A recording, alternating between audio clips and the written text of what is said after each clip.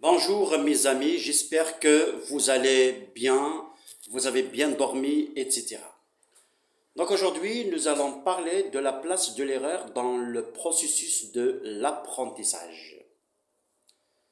Oui, dans le champ éducatif, l'erreur occupe une place paradoxale, à la fois redoutée, sanctionnée, mais également indispensable. Loin d'être un simple écart à corriger, oui, elle constitue une étape essentielle comment dirais-je, dans la construction du savoir.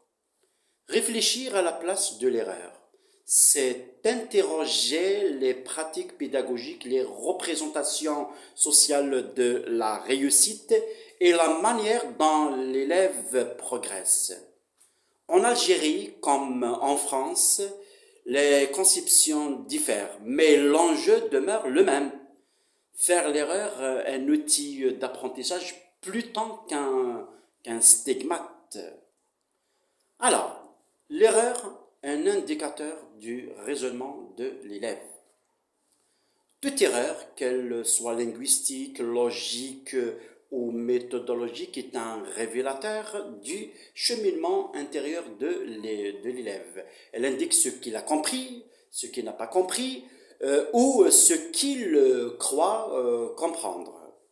Dans les collèges algériens, par exemple, l'enseignant de français constate, oui, il a fait un constat, ou bien constate, oui, souvent, les erreurs liées à l'interférence linguistique entre l'arabe, le kabyle, le français. Oui, une confusion entre l'accord du participe passé et l'invariabilité des verbes pronominaux peut révéler une règle mal intégrée ou transférée d'une autre langue. Ces erreurs ne signifiaient pas un manque d'intelligence, elles témoignent d'un système en construction. En France, on encourage davantage l'analyse de l'erreur à travers des démarches comme la métacognition. Oui, les élèves sont invités à expliquer pourquoi ils ont répondu ainsi. En Algérie, bien que cette pratique existe, elle reste parfois freinée par la culture de la bonne réponse et par le point de l'évaluation certificative. Ouais. L'erreur comme outil d'apprentissage. C'est l'un des rôles d'ailleurs majeurs de l'enseignant et, euh, et oui, et de transformer l'erreur en opportunité pédagogique. Tout d'abord, d'ailleurs, dans de nombreux collèges en Algérie, des séances de remédiation sont mises en place, notamment en production écrite et en point de langue, en grammaire, etc. Lorsqu'un élève confond le champ lexical par exemple, de la nature avec celui de la ville, l'enseignant peut reprendre collectivement l'activité et reconstruire la notion avec les apprenants. Ces moments sont précieux parce qu'ils permettent d'apprendre autrement que par la simple leçon. En France, les pratiques de pédagogie différenciée et de tutorat entre pairs valorisent l'erreur comme déclencheur de coopération. Un élève qui se trompe peut expliquer ses difficultés à un camarade. Oui, créant ainsi une dynamique positive où l'erreur devient un moteur de solidarité. Eh oui. Les obstacles culturels et institutionnels à la valorisation de l'erreur aussi, malgré la reconnaissance de l'erreur comme un élément constructif, se heurte souvent je sais pas moi, à des représentations ancrées. En Algérie, les élèves et parfois les parents, ouais, associent l'erreur à l'échec ou à une faiblesse. Dans certaines classes, un élève hésite à lever la main par peur du jugement ou des moqueries. L'enseignant placé sous la pression des programmes et des examens peut involontairement renforcer cette peur en corrigeant rapidement sans expliquer. En France, même si l'approche est généralement plus bienveillante, la pression, ouais, eh ben oui, la pression des évaluations nationales et du brevet peut également réduire à la place accordée à l'erreur. Les enseignants doivent jongler entre l'exigence institutionnelle et la liberté pédagogique. Donc, vers une pédagogie constructive, donner à l'erreur sa vraie valeur. Créer un climat où l'erreur est acceptée nécessite un changement dans les pratiques et aussi les mentalités. Dans certains collèges et, je sais pas moi, algériens, des enseignants, innovent. Ils organisent des ateliers des erreurs.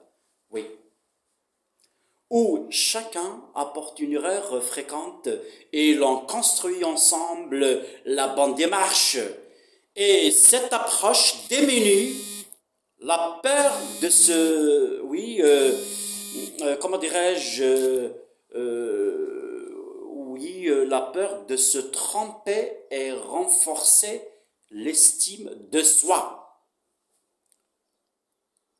En France, des pratiques comme la correction collective, les évaluations formatives, les cahiers d'autocorrection permettent aux élèves de devenir acteurs de leur pression. Donc, ces méthodes pourraient inspirer le contexte algérien tout en adaptant les outils en réalité locale. Taille des classes, diversité linguistique, ressources matérielles, etc. Ok? L'erreur, donc, n'est pas un obstacle au savoir, mais un passage obligé vers la maîtrise. Qu'elle apparaisse dans une dictée en classe de troisième à Sdouqa, à Qbou, à Sidi Aish, à Bouira, à Alger, lors d'un exercice de mathématiques dans un collège parisien, elle révèle la même vérité. Apprendre, c'est accepter de se tromper pour mieux comprendre. Notre école, en pleine évolution, gagne à valoriser l'erreur, heureusement, comme le fait de plus en plus l'école française afin de former des apprenants confiants, autonomes et capables de transformer chaque maladresse en tremplin vers la réussite. Donc je le répète, je dis l'école algérienne en pleine évaluation.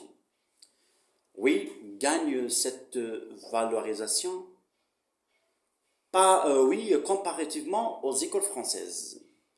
L'objectif, c'est de former des apprenants confiants, autonomes, capables de transformer chaque maladresse en tremplin vers la réussite. Maintenant, ça c'est théorique. En pratique, c'est-à-dire les activités scolaires, l'erreur non partenaire d'apprentissage, etc. Ici, nous avons tout d'abord le premier moment, c'est ce qu'on appelle la mise en situation. L'erreur mystérieuse. Donc je prends au moins 2 minutes. Ça veut dire l'enseignant ici projette, écrit au tableau une production contenant au moins 4 erreurs réelles d'élèves. Exemple, les élèves jouaient, il va écrire jouer avec A-I-S à la fin, dans la cour. Leur professeur les a. Il va écrire ici leurs a. L-E-R-S, a demandé E-R, il va écrire E-R, de ranger leur cahier. Il va écrire leur avec S, cahier sans S. Et puis, qui sont les élèves? Il va dire par exemple, quelle erreur voyez-vous? Pourquoi, selon vous, l'élève les a faites? Que peut-on apprendre grâce à ces erreurs?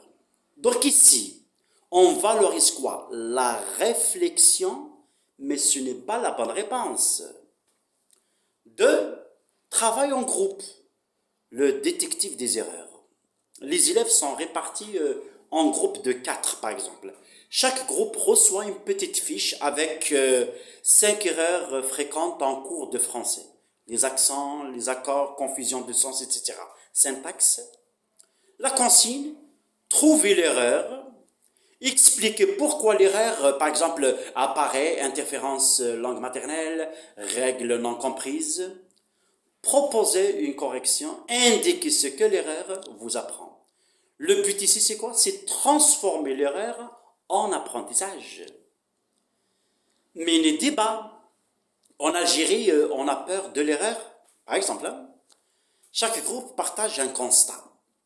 L'enseignant pose 3 questions clés. Pourquoi les élèves algériens ont-ils peur de se tromper? Est-ce la même chose en France? Comment l'erreur peut-elle nous aider à apprendre mieux? Les élèves comparent Algérie-France avec des exemples, pression des parents, examen, pédagogie plus bienveillante en France, etc. Ok? 4. Production écrite. Par exemple, humoristiquement, lettre à mon erreur. Ouais. Chaque élève rédige un petit texte créatif. Ok? Des lignes maximum. Ouais. La consigne écrit une courte lettre humoristique ou bien sérieuse à ton erreur. Et si tu peux lui parler, tu peux t'énerver contre elle, tu peux la remercier, tu peux lui expliquer comment elle t'a aidé à progresser. Et je commence par exemple. Chère erreur, tu m'as fait honte dans ma dictée d'hier. Mais grâce à toi, j'ai enfin compris comment accorder les participes passés. Et oui, cette activité montre que l'erreur n'est pas une ennemie, d'accord? Et puis, on passe, oui, à une synthèse collective, une affiche, pardon, des erreurs utiles. Chaque groupe choisit une phrase ou bien une idée clé et on affiche au mur de la classe. Premier élève, par exemple, il va dire l'erreur n'est pas un échec. Deuxième élève, il va dire une erreur expliquée vaut mieux que des réponses apprises par cœur. Un autre, il va dire grâce à mes erreurs, je comprends mieux. Donc la fiche reste en classe toute l'année. Après, résultat attendu. Les élèves comprennent que l'erreur fait partie de l'apprentissage. Ils se développent. Oui. Même également, ils vont développer leur raisonnement et l'esprit critique. Ils font le lien avec, c'est-à-dire les devoirs, oui, qui leur correspond d'une manière efficace. Voilà, merci beaucoup. Merci, merci, merci. Et oui, au prochain thème, Inch'Allah. Vous êtes formidables. Merci beaucoup et merci.